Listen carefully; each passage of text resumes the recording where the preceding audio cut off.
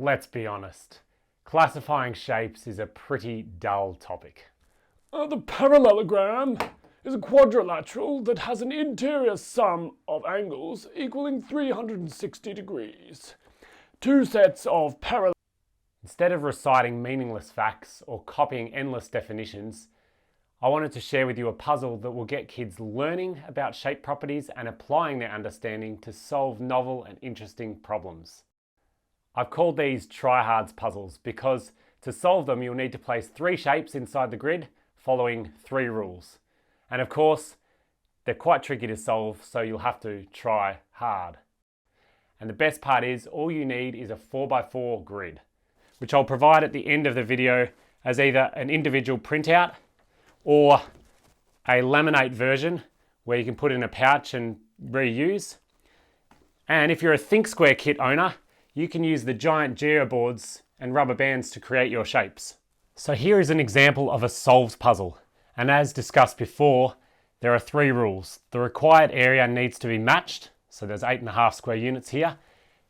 The person needs to use the 3 shapes given, and as the puzzles progress, these shapes will become more specific and tricky. So it might not be a triangle, it might be an acute scalene triangle or an isosceles triangle, and rectangle and trapezium. So I've used the 3 shapes. The area, let's check if it matches. And then the other rule is that none of the shapes can overlap or share dots, which is true in this case. But let's just check the area really quickly.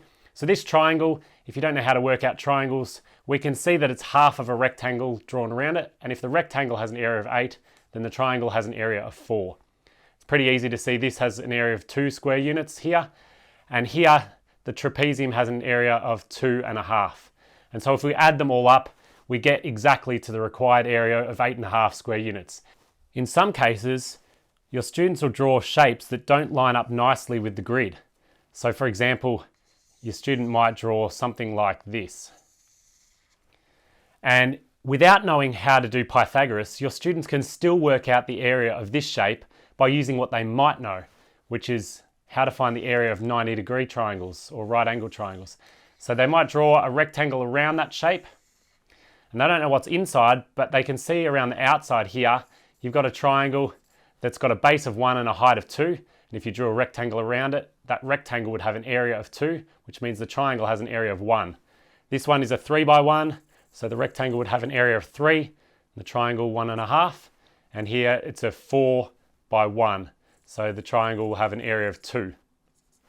And if you know the area of these 3 triangles around the outside, you can subtract it from the rectangle that has an area of 8 and get the area of this shape inside here, which is pretty cool.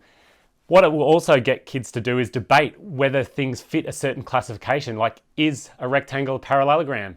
Would the puzzle writer have been more specific if they wanted to say a rectangle? Is an angle acute or not? How can you tell? And all those things will be done in a meaningful way rather than just definitions that you're copying down or learning by rote. While I've handcrafted a set of puzzles to make sure you cover the classifications in the curriculum, I think there's enormous value in getting students to create their own puzzles. So to do this, they need to draw 3 shapes on the board. And they'll need to think carefully about the definitions that they fit within. So here, they've created an isosceles triangle. And I think students will be far more careful about this when they're creating a puzzle for someone else. So isosceles triangle, they list it there. Then they might create a rectangle. And we'll list it here under shape 2, and then maybe a square to finish. The students will calculate the area of all of these shapes. So the area of 1 for the square, 2 for the rectangle, and this has a 2x4 triangle, or it would be half of this rectangle, so that has an area of 4 square units. So altogether the required area is 7 square units. Now this provides ownership for students and makes them a bit proud when maybe they've stumped their friend or a teacher. They rub out the solution and they might swap that blank page with a peer and race to see who can solve one another's puzzle fastest. And I love that students will come up with creative solutions and creative puzzles that you may never have thought of. So I think there's enormous value in doing that.